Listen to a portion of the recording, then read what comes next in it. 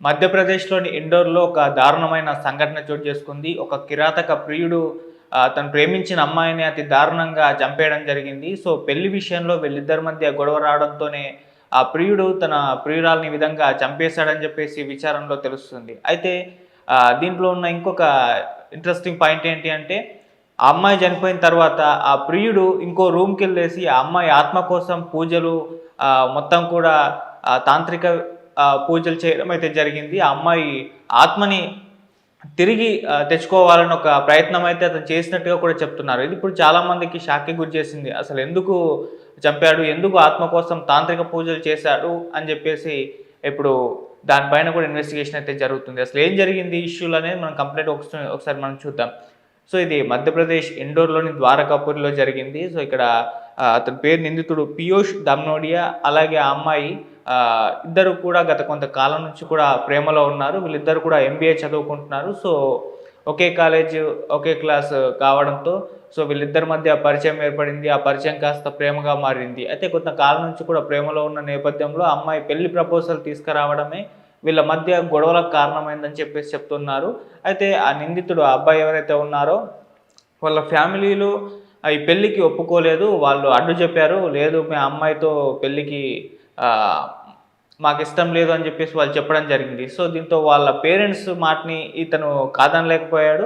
ఆహ్, అమ్మాయిని నేనిక పెళ్లి చేసుకోనని చెప్పేసి ఇక ఈ రిలేషన్ ఇక్కడికే ముగించేద్దామని చెప్పినట్టుగా కూడా తెలుస్తుంది. అలా వాళ్ళిద్దరి మధ్య గొడవలు స్టార్ట్ అయిపోయాయి.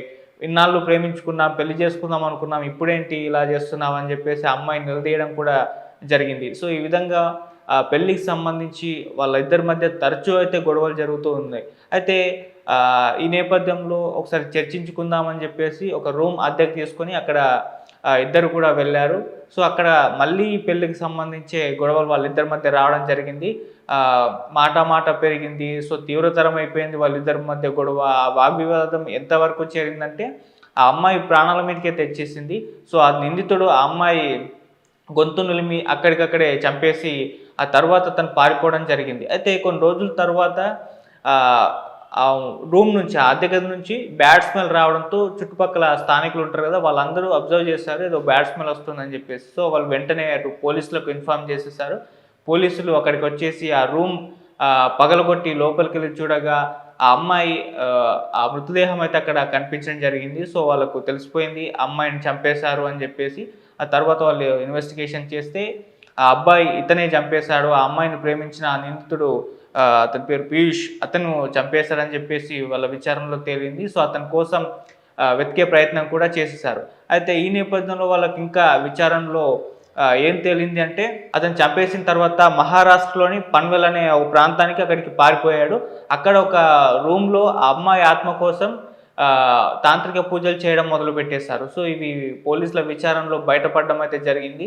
సో, ఆ అమ్మాయి ఆత్మని ఎలాగైనా తిరిగి రప్పించుకోవాలని చెప్పేసి రకరకాల తాంత్రిక పూజలు అతను చేయడం అయితే జరిగింది. ఇది ఇప్పుడు అసలు తాంత్రిక పూజలు ఎందుకు చేశాడు? ఆ అమ్మాయి ఆత్మ కోసం ఎందుకు ఇతను ఆహ్, ఈ విధంగా ప్రయత్నాలు చేశాడనేది ఒక పెద్ద క్వెషన్ మార్క్ అని చెప్పుకోవాలి. సో, చంపేసింది అతనే మళ్ళీ ఆత్మ కోసము ఈ విధంగా ప్రయత్నాలు చేయడం అయితే వాళ్ళని షాక్ అయితే గురిచేసింది.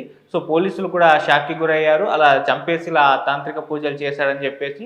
అయితే అక్కడి నుంచి కూడా మళ్ళీ ఒక లోకల్ రైల్వే స్టేషన్‌లో తను పారిపోయే ప్రయత్నము అటు పక్క చేయడం అయితే జరిగింది. సో, వెంటనే పోలీసులు అతన్ని అక్కడే లోకల్ రైల్వే స్టేషన్‌లో అతన్ని అరెస్ట్ చేసి ఇప్పుడు ఇన్వెస్టిగేషన్ అయితే చేస్తూ ఉన్నారు. ఇలా ప్రేమ పెళ్ళికి సంబంధించి ఇద్దరు ప్రేమికుల మధ్య వచ్చిన గొడవ ఈ అమ్మాయి ప్రాణాల మీదకి తీసుకురావడం జరిగింది. సో, కొంతమంది ఉంటారు ఇటువంటి ఆహ్, అంటే లవర్స్ అని చెప్పుకోవాలి.